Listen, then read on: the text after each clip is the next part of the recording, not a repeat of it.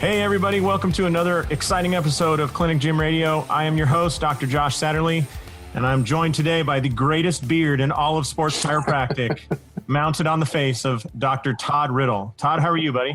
I'm doing awesome. Thanks for the intro. Absolutely. I mean, you're like Samson, right? The beard gives you the strength. It is. It's where all my power is. Yeah. Maybe you could shave a couple fibers off and send them my way, and I get smarter just being around them, right? I never thought about it. Maybe I'll start bottling them up. That's about the most disgusting idea I've ever heard. All right. Well, if anybody's still listening after that strange intro, can you give everybody a little bit of idea where you're, I know you're joining us from Houston, but give everybody a little taste of who you are, where you're at. And so I'm currently sitting on the campus at Texas Chiropractic College, where I'm an assistant professor, mainly in therapeutics, teach active and passive rehabilitation, soft tissue, orthopedics, diagnoses, all the fun stuff that, we all try to forget once we get out of here. The stuff where we actually put hands on patients though, right? Yes, exactly. Hands right. on textbooks? Yeah. No, hands on textbooks. But also kind of hop around the world when I get a chance to teach factor, functional, and kinetic treatment with rehab. So I work with my wife in that regard, and then work over here at the school to do it professionally as well. Awesome. And how long have you been involved with Factor? So I've been officially involved with Factor, I want to say since 2013, but had met Tom Hyde, the co-founder of Factor, several years before that. So I've been using it for some time, but officially involved as an instructor since about 2013-ish. I can't believe he says a co-founder. You would have to make it like a chemistry equation, say cofactor. Oh, there you go. Cofactor. Yeah. I like that. Yeah. So you've been doing that since, what'd you say, 2013? 13, somewhere there. Yeah. Yeah. And how long you been an instructor at chiropractic college? So I got actually initially started right out of school. That's kind of a weird story. So we may as well go ahead and let that cat out of the bag. Went to Sherman and hold on. Anybody that almost crashed their car, come back to reality. Yeah. It's okay. Yeah. Wake up. Yeah. It's okay. He's evidence-based, evidence-informed now. Okay. Yeah. So, well, let me jump into that story real quick. I ended up at Sherman for a wide variety of reasons, but mostly was because of the geographic location. Okay. And this fits exactly with what we were going to talk about. I owned a sports performance center in Charlotte, North Carolina at the time. Very cool. And I was only about an hour south, so not doing enough of my homework. I ended up at Sherman mostly because of location. And within about the first day, I realized I had probably made a mistake, but I could not and did not want to get rid of my business in Charlotte because it was actually going to be part of my greater plan, much to your point. I was going to incorporate my gym into my clinic. So I was going to run a sports performance, sports chiropractic type office. So going back to that point, you were running a sports performance facility, and you decided to go to chiropractic college to expand your own skill set, basically. As an adjunct. Yep. Exactly right. Which, you didn't know the battle that was within our profession, but. Well, and at that time, the profession was going through a little bit of a weird spot. Not that we don't have enough of those already, but Life was going through their accreditation issues at the time. So that really wasn't, on my radar. And I think Palmer, Florida was on a wait list at that time too. So Sherman was at SCU, and I think the third day of class, 6 people showed up. Yeah, exactly. From Atlanta. Okay. So just geographically, it worked out from that standpoint. But academically, let's say philosophically, there was a lot to be desired. But so I ended up at Sherman because I wanted to keep my gym and just decided I was going to keep my head down and try to roll it all together. And I still have a lot to be thankful for from that regard, that I met a lot of people there at the school because of my skill set, but one of which was Tom Hyde. So again, I have a hard time believing that I would be doing a lot of the stuff I was doing today if I had not gone there. So I think you bring up a good point. Like, oftentimes, I don't know if you get this question a lot, but people ask about different continuing education courses, like when I'm not teaching, and there's not one. I've been to some that I would say I have not integrated those techniques into my practice. Sure. But I certainly learned a lot, not necessarily what they were setting out to teach me, which might've been, don't ever present this way. Don't ever say that. Don't ever argue about that. But you learn at every one of them. And like a lot of people throw out the baby with the bathwater. Like, Sherman, you stuck out like a highlighter for Tom to meet you at Sherman because you were different. If you were at, if you were in the sports clinic at Logan, you probably would have blended right in or been like, he's pretty good. And yeah. This allowed you to develop this life that seems pretty good. You seem like you're.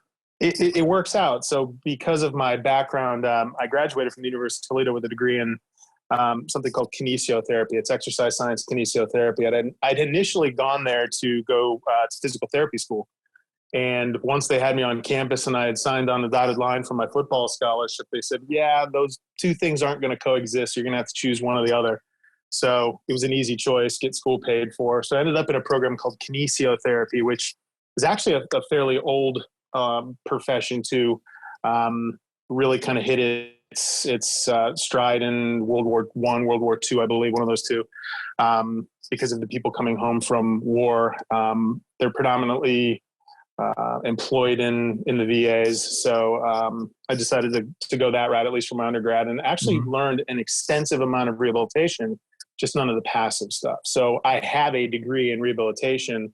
So to kind of circle back around to your original question, I've been instructing as a professor since 2009 when I graduated from Sherman, because at that very time, they actually had to have physiotherapy brought back on campus, if you can believe that. It wasn't even on campus. They had to contract with somebody to have them qualify students to be able to take the physiotherapy exam. And I just picture that conversation, like if we took it out of context, sitting in front of the board at Sherman saying, listen, I've been through rehab myself, and now I can guide all those others struggling and take them through rehab as well. And we will find success for these young men and women who need rehab. But if we just look at the court recordings of it when it's typed down on paper, that'd be pretty funny to bring up to. It would look kind of damning, but luckily, we're chiropractors. We don't take notes, so no, we don't have records of that. And if we do, they're shoddy with check marks. So big ups to Greg Friedman on that comment. Anyway, So now you're at Texas, and I love the idea of a guy who, what is the danger zone of getting a academic position is every day you get more out of touch than the day before, right? Well, a little bit, I suppose. You've found the vaccine to that, which is teaching the point of the spear of continuing education out on the road, right? So you're seeing the practicing doctors and getting the pointed questions, and so you're able to kind of navigate both of those at the same time. Yes. And what do you what do you see is going on in the profession, since you have a great, you see people at the very front end, right? The term one young student with the eyes wide open. Yeah. And then the grizzled, angry veteran out on the road. Exactly. Yeah. I totally see both. Yeah. I see both ends of the spectrum. And it's funny you caught that, because a lot of people don't, see it, but you live in that world too. So, out on the road, I get to see the things that these students could potentially become, and do what I can to either help that, because there's some things I do want to encourage, but then there are, maybe some habits that I would like to discourage. So from some of the old grizzly veterans, I see, how do I say this nicely? I think sometimes we get into our routines and we forget what standard of care actually is, best practices, or we never got it, therefore we were never made aware that it was something we should be paying attention to. So I see a pretty significant lack of good examination. We talked a lot about this at Forward with Greg. I don't think our assessments are really up to par. And if we're not doing right assessments, we're not doing the right diagnosis. And if we don't have the diagnosis, we don't have anything. So that's kind of one of my missions. Obviously, being out on the road is the assessment, the diagnosis, and the treatment part. But here at the school, it's, I get to kind of walk them through the entire process from start to finish. So I would definitely say that both are valuable, because then I can take my experiences here at the school and take them back out to the road and say, listen, this is what these students are coming out with. These are what these doctors are going to come out with. And they're going to drive you into the pavement if you don't get up to speed on the stuff they know too. So there's a give and take. So I'm very encouraged about, where we're going as a profession, what education is looking like as we move forward, and hope that the rest of the profession can adapt with it as we move forward. Yeah, I think, you said I think the access and the opportunity that's out there right now for chiropractors live in this world, but the hands-on provider of right now, can you make me better? If you look in the sports world, there is not a professional athlete or team I can think of that doesn't have somebody that fills the do something to make me better right now bucket. It used to be driven all by the orthopedic surgeon usually, or whoever the team physician was. Right. But now you're seeing that the director of performance, which is typically a chiropractor, physical therapist, or a sports science background, right. Sports analysis maybe, or the science piece, they have one on the team, and it's like, hey, LeBron showed up, his ankle's kind of tight. That used to be like, well, monitor and let me know if there's any problem after the game. And now it's like, freaking Todd, get in there, do something, We're going to work it. Exactly. Yeah. Right. But you're seeing that, and it's great because when that occurs, the skill set, I think that takes the skill set of the progressive, well-trained chiropractor, regardless of where they graduated from, or what letters came before DC or what letters come after DC. Nobody gives a shit. What they care about is, can you make me better right now? That's it. And when you got hands-on skills and minimal amount of tools, basically, like you teach factor, I can keep a multi-tool in my pocket, right? Mm-hmm. And be like, hey, right now I can do something for you. Exactly. Yeah. And so you go ahead. No, go. I was going to say, you've seen that at all levels, because I'm sure you've had people in factor courses. I certainly have had them. I was teaching, I told the story before, but I was teaching SFMA, and we teach it in pods, right? So it breaks up, and it's shoulder pod. So I have the shoulder assessment piece, and freaking Eric Cressy's in my group. And I'm like, Jesus, but a perfect example. Here I am. I'm a chiropractor. Eric's a strength and conditioning coach, which in the old style of thought is like, oh, that is a designation below that which I have, which is like a doctor of chiropractic. But anymore, it's like, no. Eric Cressy, like, whatever he says will supersede that of any doctor at any time in the world of baseball, right? Mm-hmm. Like, and anyways, I'm sure you've had some people come through factor that are doing sports chiropractic at the highest level. I know you've gone and done performed as a clinician at the highest levels. Mm-hmm. What are you seeing a lot of people are getting into, and any good stories you want to share about your time down in beautiful Rio? I think, So I was in Pyeongchang at the last Olympics, in the Winter Olympics. No worries. It's kind of funny to your point. I've had plenty of people come through classes. Just teaching a class with Tom Hyde alone is like, that's about as nerve-wracking as it gets. But you made a point here a little while ago that you'll walk out of every situation having learned something. Sometimes you're not expecting it. Sometimes it's like, well, now I know not to do that. Or it's, wow, I never thought of it like that. So there's always an opportunity for learning. So I'm not going to say that I don't get a little anxious every time I've got somebody coming through a course that I either have a very high regard for or is a mentor of mine.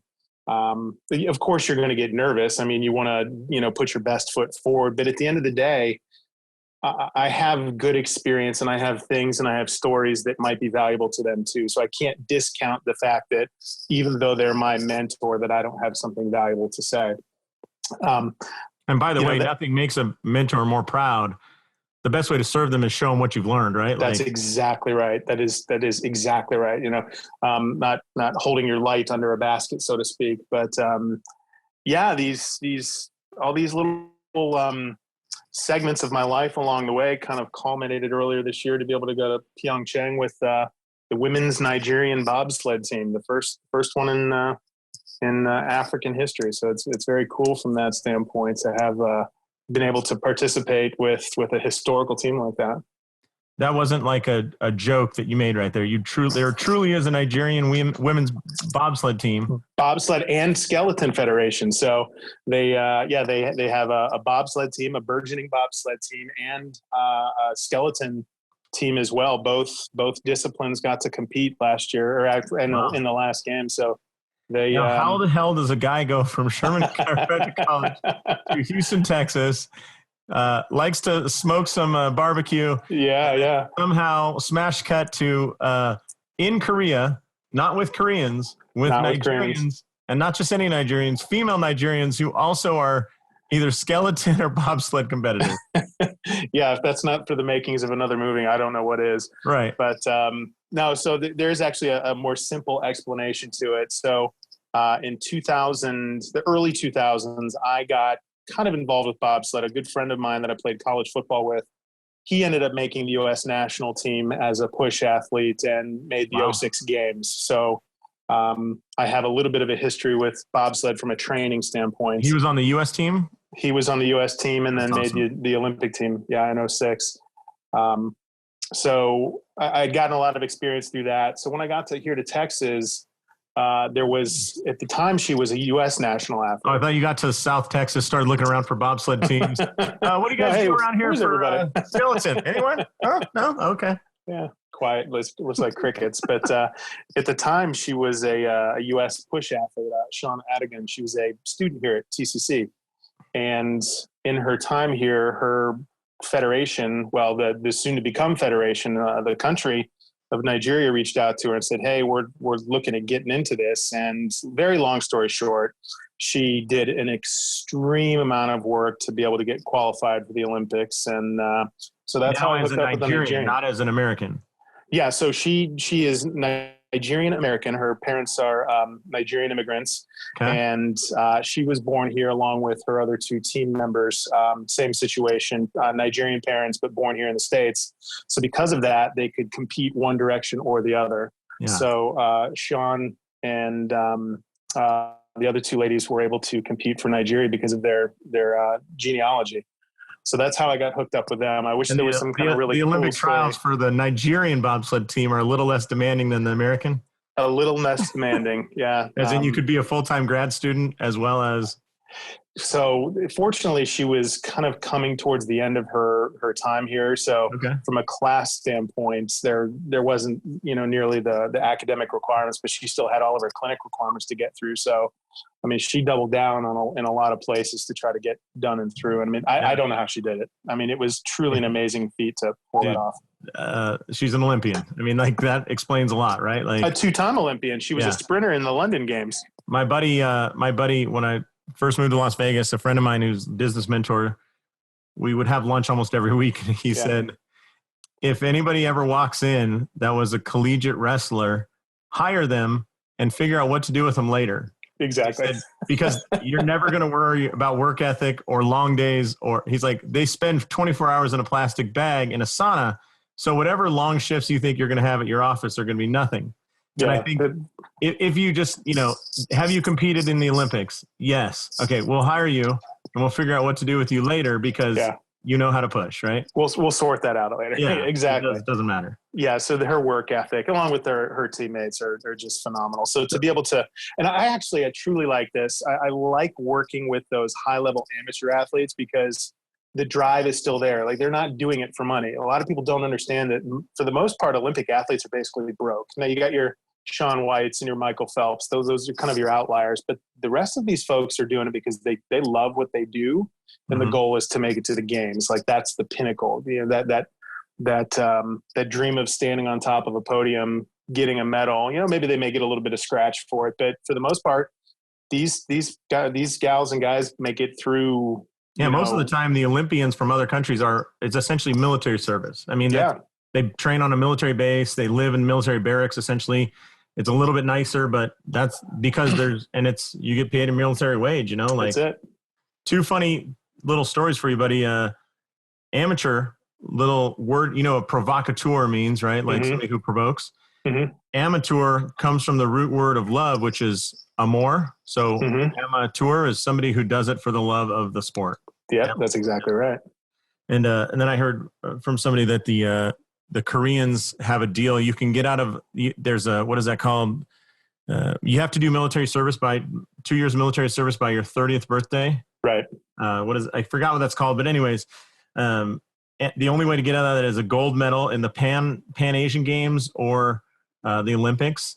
And so when golf became an Olympic sport, a letter went out to the Korean golfers, IK Kim and all these, and that was basically a reminder that the requirement is not to golf in the Olympics, it's to win a gold medal, at which you will be forgiven. But you get a silver, and it's like, show up to the base on Monday. Yeah, you were close, but sorry. Yeah.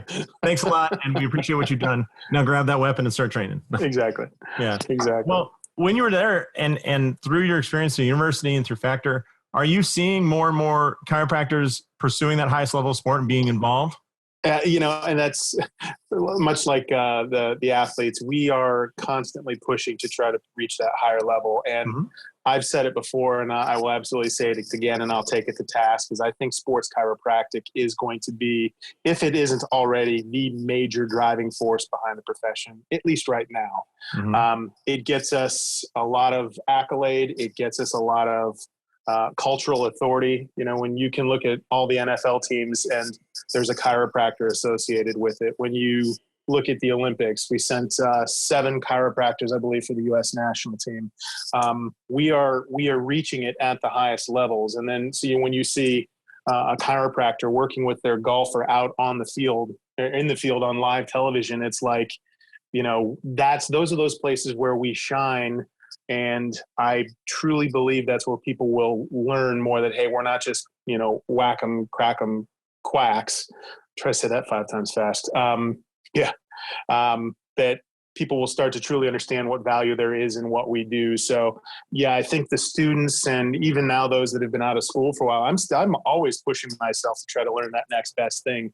And that's not because I'm trying to accumulate techniques. I'm trying to jettison the old stuff that doesn't work for me anymore and bring in new ideas, new thought processes, new whatever tools that will serve me. So I think, Stuart McGill talks about it in another podcast, that he's kind of agnostic when it comes to techniques and whatnot, that he goes in with a fresh set of eyes every time. And I'm trying to do that myself by, not typecasting every single patient into, they all need instrument assisted, or, they all need hands-on manual therapy, that every single person comes in with a different set of requirements. And I see that happening. I still see a lot of accumulation. A lot of the students still want all the letters when they graduate. But what I'm most concerned about is they come out with all these techniques but don't entirely know when to apply them. So a big push for me is assessment. And I know that's a good touch point for you as well. Yeah. No, but I think when you I'm shocked when I talk to students now, they have, before they graduate, they have way more hours than I probably had in my first 5 or 10 years. It's crazy, but it's like you go down to Lowe's and you buy a set of tools and you buy every single tool that they sell, and then you pour it into a 50-gallon drum. And it's you don't need tools. What you need is organization and figuring out if I just tell you, reach in there and grab the first thing, and you're it's a crescent wrench. I go, no, hammer those nails. It's this works like shit. It's yeah, that's right. There's a reason, but it's really good for a specific thing. You just have to figure out if you need that specific thing. That's exactly right. They've seemed to forget that, but I don't want to say that they haven't forgot that. I appreciate their enthusiasm and the fact that they're out there going, hey, I have extra time and a little extra money. It's worth it for me to go get trained. That attitude is going to take them very far in the profession. And that's exactly right. And I was going to circle back around to that. So, to kind of get back to what you were asking, what do I see? I see students really working hard to the best of their ability to accumulate based upon necessity. They see where we're going and they want to be a part of that. They want to be able to contribute at the highest level. Therefore, they absorb as much education as they can. And there's a catch-22 there. I think it's great that they're motivated to get that information. But again, if you don't know what to do with that information clinically, then it doesn't serve you. So one of my big recommendations for the students that I have direct contact with here is get comfortable with something, get good at something before you jump on to the next thing. Don't go to a Factor seminar one weekend and then circle back around the next weekend after that and go do DNS or any one of the really good ones out there. Get comfortable with what you've already learned first, and then go start to add on once you feel proficient at it. I think it's like the early days of the MMA. I think you're about my age, and I don't know if you remember the days before you had these ultra athletes, these guys that were damn good at jiu-jitsu, kickboxing, wrestling, and everything. And it was, you would see like a Randy Couture, right? Grew up wrestling, wrestled and wrestled and wrestled. And when he would get threatened, he took a big hit. He would fall back into like monkey brain and go right to what he's good at, which was wrestling. That's it. And it worked. And Chuck Liddell would try and, punch his way out of a situation. And, Tank Abbott, if anybody remembers him, he'd either go to drinking or punching. And in the ring, you can't drink. I'm sure he lobbied for that, but was not allowed. So he then punched his way out. And that guy won way more events than he should have. And I think it's the same in chiropractic. Like, you went into chiropractic school with rehab. And so I would guess if I looked at you in student clinic, when you got nervous, when you got scared, you probably said, how can I rehab my way out of this? Right. Yeah. And other people are like, if they're, Gonstead docs and they've done 400 hours of Gonstead work, they're going to try and adjust their way out of it.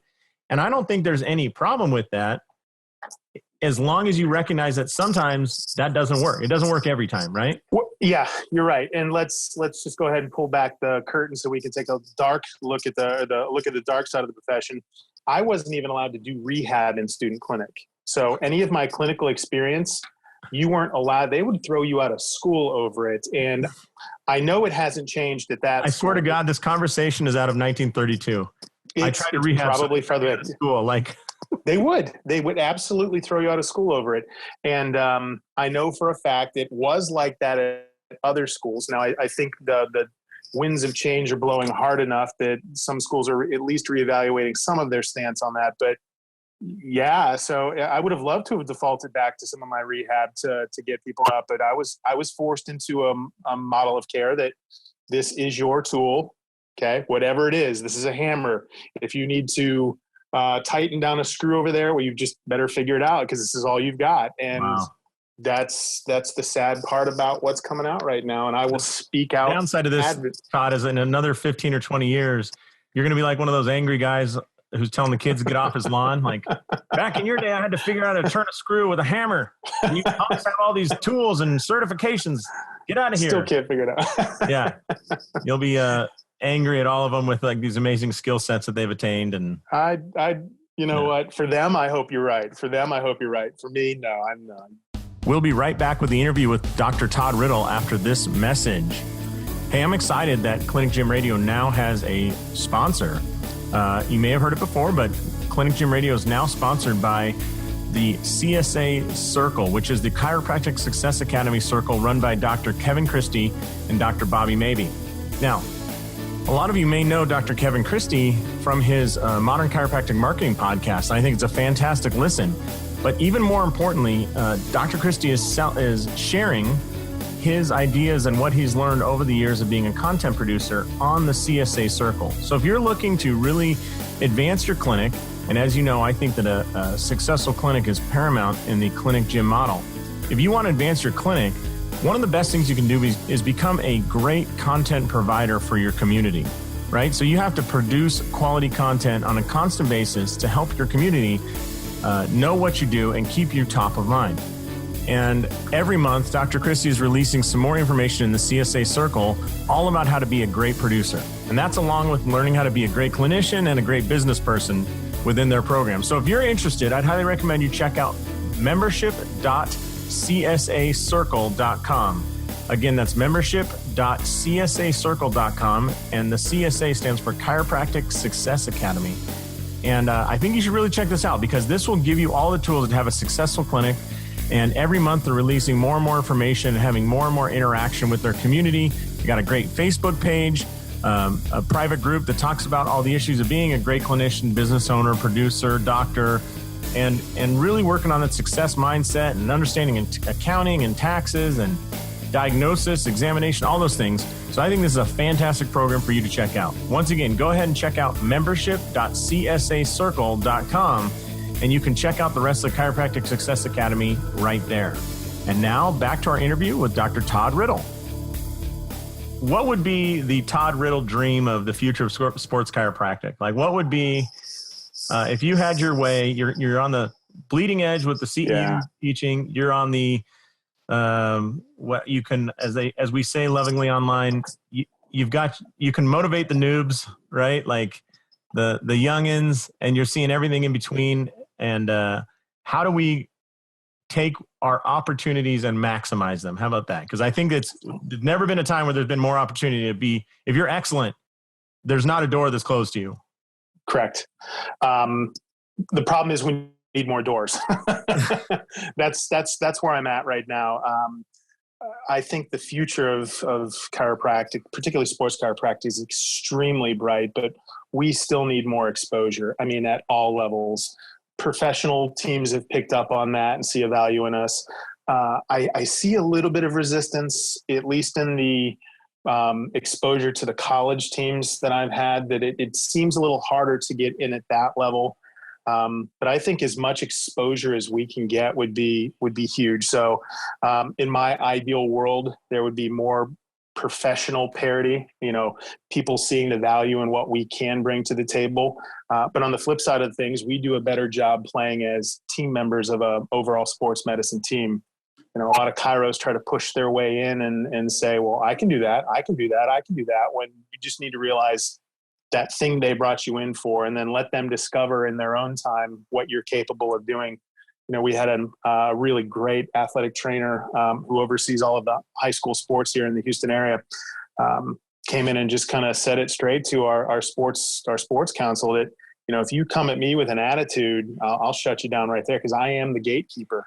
And if I don't like what you're saying, if you're not, proving to me that you're ready to be a part of our team, you won't get anywhere close to us. So I know there's kind of a long-winded answer there, but I think we need more exposure, but I think we need to do a maximally good job with the opportunities that we get.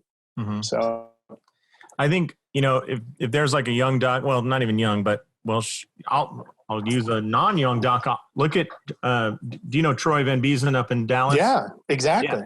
He worked with one golfer and did really well. And then he got a second one, got a third one. And then he happened to be treating Jordan Spieth long before Jordan Spieth was dominating golf. And then at the point where, if Jordan Spieth tells anybody, I want this guy to, have full access, like that's what happens. And it's exactly right. if you there's that resistance, but I know that there was a chiropractor working with Drew Brees when he was down at the San Diego Chargers. And it was, hey, I want this guy to work with me. Now that training room might be resistant, but can't be. Yeah, exactly.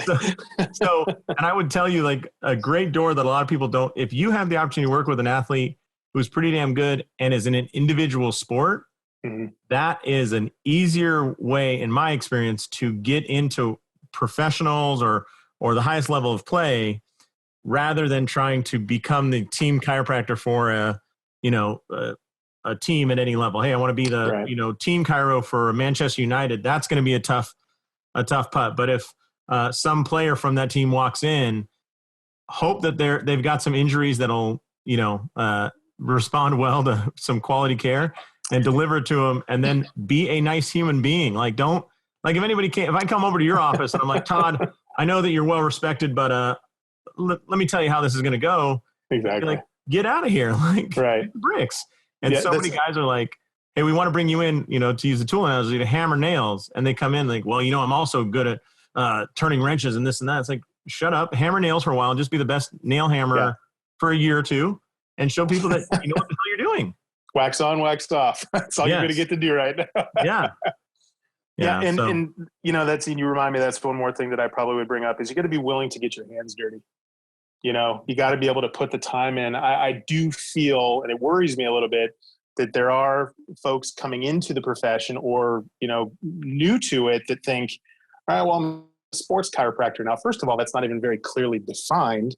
But second of all, in what capacity have you worked in sports? Have you worked a sideline? Have you been on a field? Have you worked with an athlete? This isn't just you show up and go, okay, now where do you guys want me? It's no, you're going to start probably working with the Pee Wee football team, doing pre-participation physicals. And, and some care of the 8-year-old running back that's the star for the Pee Wee team. That's where you're going to start. And then hopefully that 8-year-old will develop into an 18-year-old, and then a 24-year-old that signs a multi-million-dollar deal. And that's how this goes. You got to put your time in. I just heard a story from a friend of mine who got an offer from a team, a professional sports team that you would watch on TV.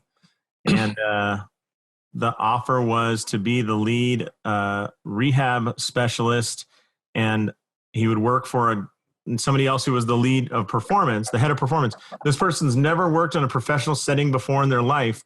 They got offered $150,000 plus a 1/4 player share for playoffs, which that can be a lot of money if they do well, right? And that's the first year offer. All right. This isn't, and in professional sports, those offers climb pretty quick if you do a good job, right? Yep, that's right. And this person turned it down because he wasn't the director. I said, "You're an idiot. Like, you have never worked in this world before, and you think that on day one they're gonna, like you're saying, just because you claim that you're something special that you're gonna get it. You've lost your friggin' mind. Like, get your foot in the door, do it for free, and volunteer to mop the court afterwards. Jesus, dude." Every locker room I've ever walked into, every training room every time I've walked in, hat in hand, just ready to work. Tell me where you want me. You're right. If you want me to sweep the floor, if that's what I need to do to keep my foot in here, then that's what I'm going to do. Obviously, metaphorically speaking, but you've got to be able to put the time in, set the ego aside, because that's where we get in a lot of trouble. So that was what I was saying earlier, was we've got to do the best we can with the opportunities that we're given, because that's where we get the bad name. Is so-and-so showed up, thought they could run the locker room, and they get thrown out in 3 days because neither the team nor the sports med team could stand them. So, yeah.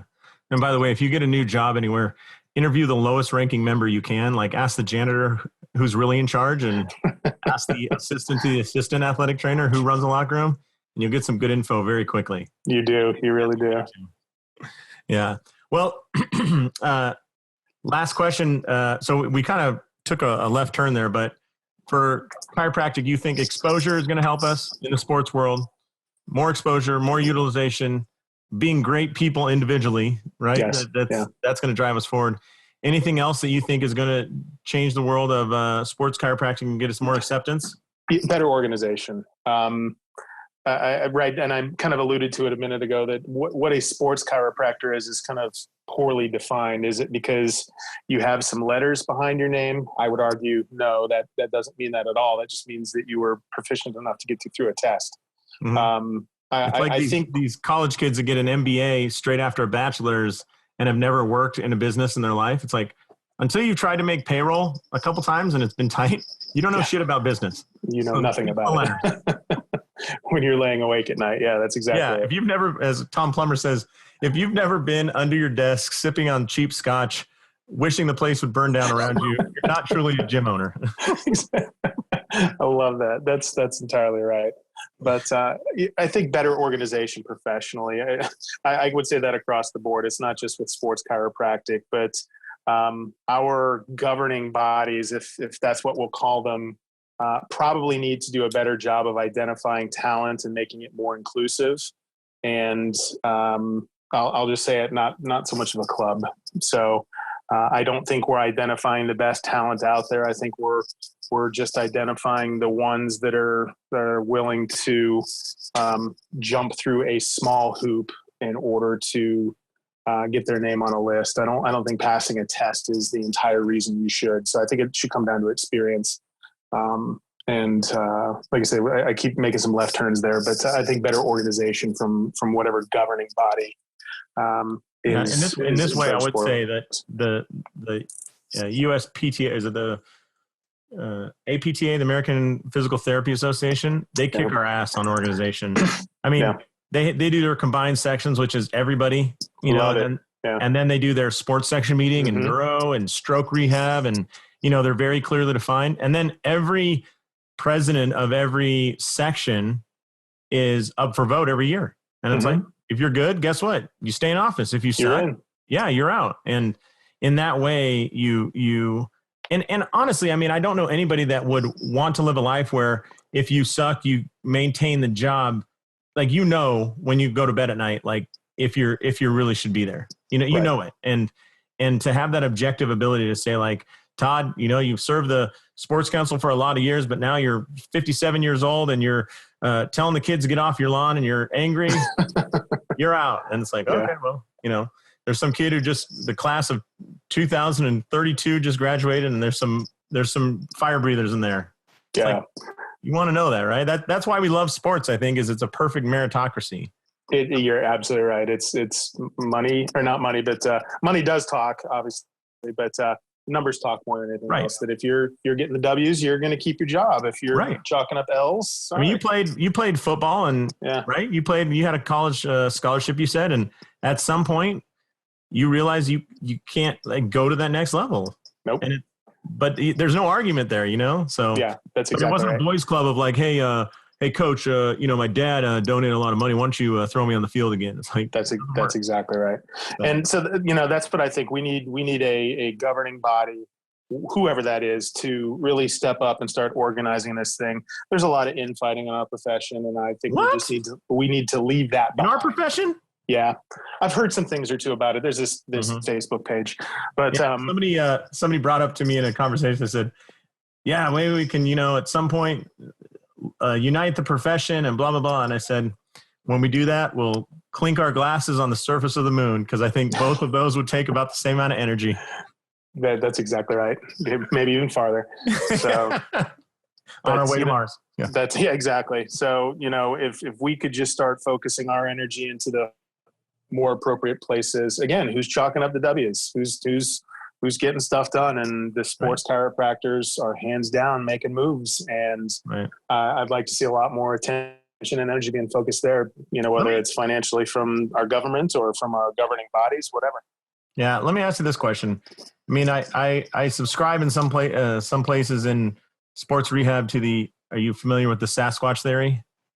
Maybe. So there was a talk for a long time for different types of care where it's like we're searching for something that doesn't actually exist. Right. Yeah. But if we keep talking about this item, it'll continue to exist in the lexicon, and therefore it exists.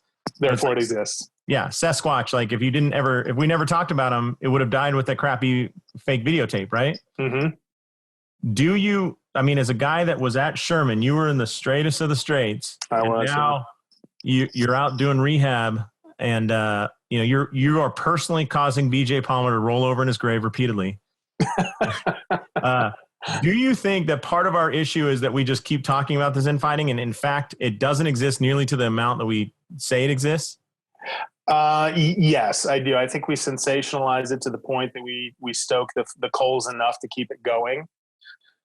Okay. If you ignore the problem at some point, like you said, it goes away. So I would love to see a point where we just finally go. And I think we're starting to turn that point in some places.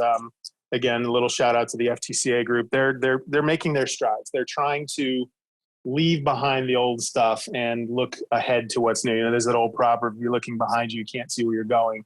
If we keep looking behind us, we'll never see where we could get to. And so if we stop talking about it, stop giving so much energy to that infighting, imagine what we could do with that newfound energy, with all that newfound brain space. I know, I have no doubt in my mind, with the brains that we have in this profession, that we could come up with some pretty astounding solutions to the biggest problems we face. And right now, that loud sect of chiropractors that, you know, really kind of drive us all crazy would cease to exist if we just collectively put our brains together. It wouldn't cease to exist.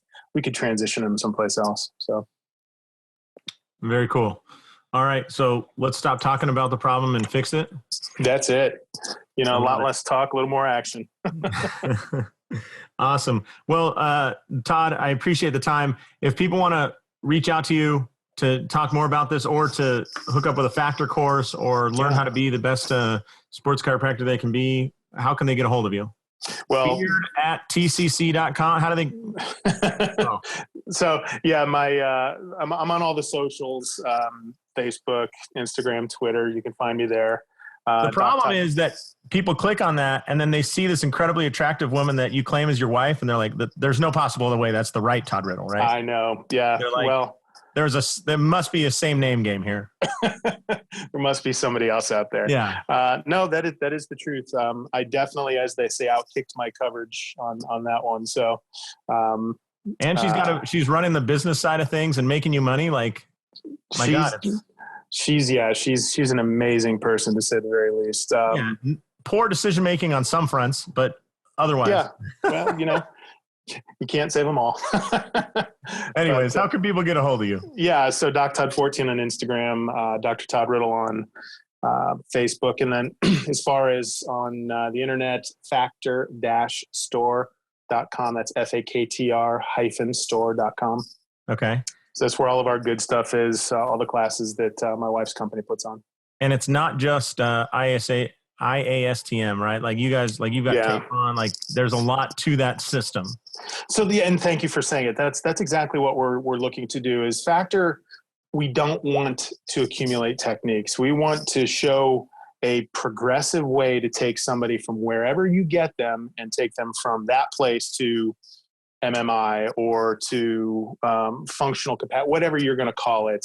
Or back to, hey, I'm playing my sport at the highest level. Like that, no problem. Yeah. That's it. I'm pushing this bobsled through Nigeria faster than anybody else has ever pushed it through Nigeria. That's it. So you take what you've already got and you come to class and we help you hone that. So it could be hands-on, it could be instrument. Yeah, we teach some taping. There's a ton of exercise. So it really is an action-packed weekend. But I try to tell people that factor isn't a verb. We don't factor people. Factor's a system. It's going to show you how to get them from one place to the next.